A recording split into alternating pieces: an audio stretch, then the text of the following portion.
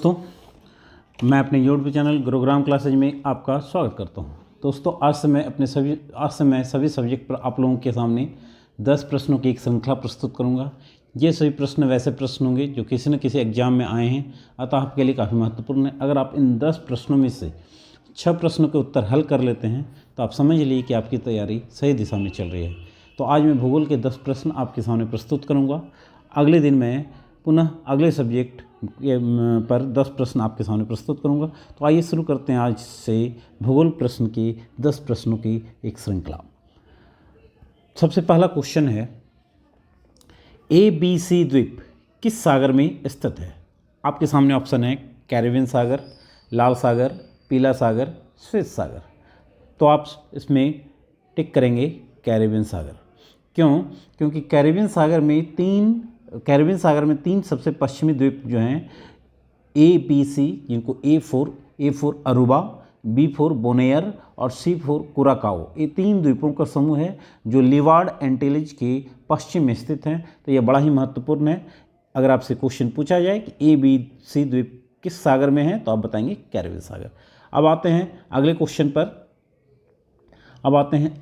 पर। ABC द्वीप पर किस देश का अधिकार है? तो पुनः वे 3 द्वीप समूह जो कैरिबियन सागर में स्थित हैं उन्हीं के बारे में क्वेश्चन है कि इन द्वीपों पर किस देश का अधिकार है। तो आप बताएंगे। आपके सामने ऑप्शन है बेल्जियम, नीदरलैंड, पोलैंड और डेनमार्क। तो आप इसमें आंसर देंगे नीदरलैंड।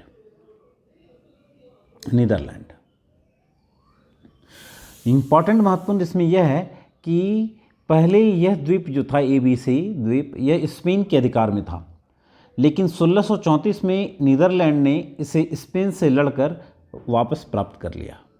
तो ABC द्वीप पर अधिकार है नीदरलैंड का। आपके सामने अगला क्वेश्चन है, आभा किस देश का एक महत्वपूर्ण पर्वतीय स्थल है? आपके सामने ऑप्शन है इंडोनेशिया, मलेशिया, इजराइल और सऊदी अरब।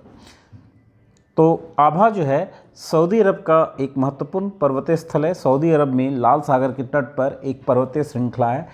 तो आभा इसी पर्वतीय श्रृंखला की एक महत्वपूर्ण चोटी के रूप में पर्यटक स्थल के रूप में है। लाल सागर के तट पर सऊदी अरब का दक्षिण पश्चिमी भाग जो है आभा। यह क्षेत्र जो है सऊदी अरब से के क्लाइमेट से अलग हटकर यहाँ की जलवायु जो है काफ़ी नम है और आर्द्र है, और यहाँ की नेचुरल ब्यूटी जो है काफ़ी अच्छी है, और इसी नेचुरल ब्यूटी के कारण इसे नाम दिया गया है आभा।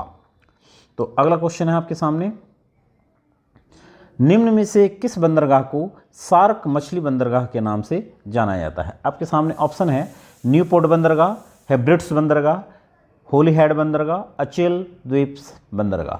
तो आप इसमें आंसर करेंगे अचेल द्वीप बंदरगाह, क्योंकि अचेल द्वीप जो है वह आयरलैंड का सबसे बड़ा द्वीप है और इसका तटीय भाग जो है सार्क मछलियों के उत्पादन के लिए काफ़ी महत्वपूर्ण है।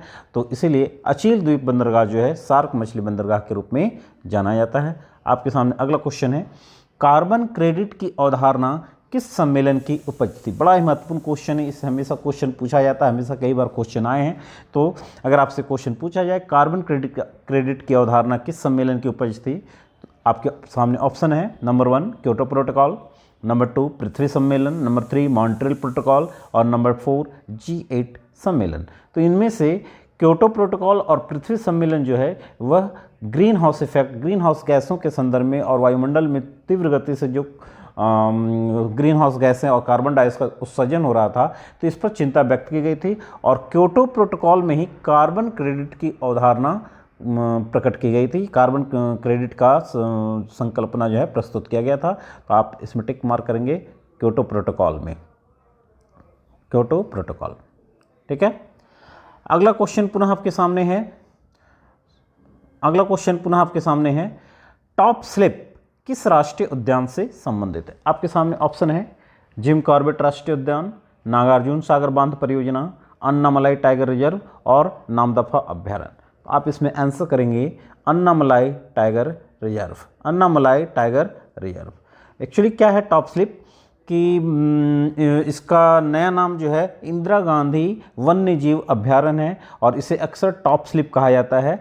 जो टॉप स्लिप वास्तव में क्या है, इस पार्क के पूर्वोत्तर में उत्तर पूर्व के कोने में स्थित एक गांव है। एक गांव है और पर्यटकों के आकर्षण का यह महत्वपूर्ण केंद्र है। इसका नामकरण टॉप स्लिप क्यों पड़ा कि यह एक प्रथा से संबंधित है जिसके अंतर्गत सागवान की लकड़ी के लट्ठों को पहाड़ियों के नीचे स्लिप कराकर नीचे लाया जाता था, इसलिए इसका नाम पड़ा टॉप स्लिप। क्लियर है। अगला क्वेश्चन है, प्रवाल विरंजन का सर्वाधिक प्रभाव किस महासागर पर पड़ा है? आपके सामने ऑप्शन है प्रशांत महासागर, अटलांटिक महासागर, हिंद महासागर और आर्कटिक महासागर। तो आप इसमें आंसर करेंगे हिंद महासागर। वास्तव में हिंद महासागर क्या है, हिंद महासागर में प्रवाल विरंजन क्या है? तो ध्यान देंगे, प्रवाल विरंजन जो है इसका सामान्य अर्थ है शैवालों का रंग जो होता है इसमें श्वेत हो जाता है, जिसके कारण वो सफ़ेद हो जाता है, जिसके कारण प्रवाल जो है अपना भोजन नहीं बना पाते और वो मरने लगते हैं।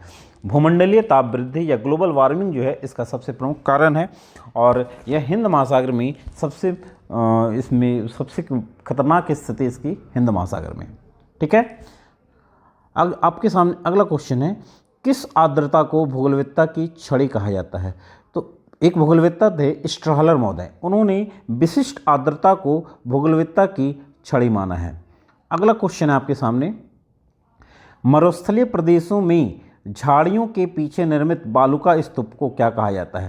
तो समझेंगे सबसे पहले कि बालू का स्तूप क्या होता है। मरुस्थलीय प्रदेश में बालू के टीले को बालू का स्तूप कहा जाता है, जिसका निर्माण मरुस्थलीय प्रदेश में बहने वाली हवाओं के मार्ग में अवरोध के कारण होता है, क्योंकि जब भी मरुस्थलीय प्रदेश में हवाएं जो हैं अपने साथ बालू के ढेर लेकर चलती है और मार्ग में कोई अवरोध मिलता है तो उसको वहाँ वो डिपोजिट करना शुरू कर देती है, जिसके कारण बालू का ढेर बन जाता है, बालू का स्तूप का निर्माण होता है। और इसी कारण बालू का स्तूप को मोबाइल लैंडफॉर्म्स भी कहा जाता है, गतिशील स्थलाकृति भी कहा जाता है, क्योंकि एक स्थान से दूसरे स्थान पर वे शिफ्ट करते रहते हैं।